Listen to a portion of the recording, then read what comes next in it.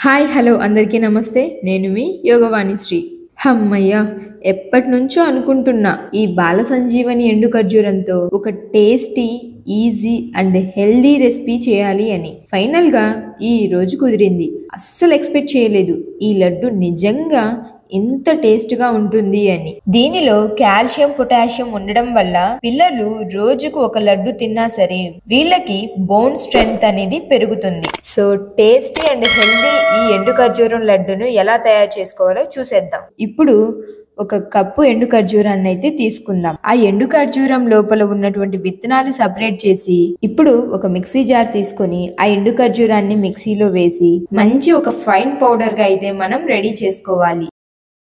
ఒక కప్పు పచ్చి కొబ్బరిని, మరొక కప్పు బెల్లాన్ని అయితే ఆ మిక్సీ జార్లోకి యాడ్ చేయండి. ఇప్పుడు ఈ మూడిటిని మంచిగా గ్రైండ్ చేయండి. ఇలా గ్రైండ్ చేసేటప్పుడు మీకు కొంచెం కష్టంగా అనిపిస్తుంది. ఎందుకంటే మనకి ఇక్కడ బెల్లం, పచ్చి కొబ్బరి, ఎండు ఖర్జూరం పొడి ఈ మూడు మిక్సీలో గ్రైండ్ అవ్వడం అనేది కొంచెం కష్టంగా ఉంటుంది. ఈ ఎండు ఖర్జూరాన్ని మంచి ఫైన్ పౌడర్ గా చేసిన తర్వాత ఈ పొడిని, కొబ్బరిని, బెల్లాన్ని ఈ మూడిటిని మీకు గనక రోల్ అవైలబిలిటీలో ఉంటే ఆ రోట్లోనే వేసి దంచుకోండి. వీటన్నిటిని మంచిగా గ్రైండ్ చేసుకున్న తర్వాత ముందుగానే వేయించి పెట్టుకున్న ఒక స్పూన్ నువ్వులను కూడా యాడ్ చేసుకోండి. తరువాత మీకు ఇష్టం ఉంటే 2 స్పూన్ల నెయ్యిని కూడా యాడ్ చేసుకోండి. ఈ నెయ్యి యాడ్ చేయడం వల్ల మంచి స్మెల్ తో పాటు మంచి టేస్ట్ కూడా వస్తుంది. ఇంతేనండి, చాలా ఈజీ. ఇప్పుడు వీటన్నిటిని బాగా మిక్స్ చేసుకున్న తర్వాత చేతికి కొంచెం నూనె కానీ నెయ్యి కానీ రాసుకొని కొంచెం కొంచెం పిండి తీసుకుంటూ లడ్డూ లాగా తయారు చేసుకోవడమే.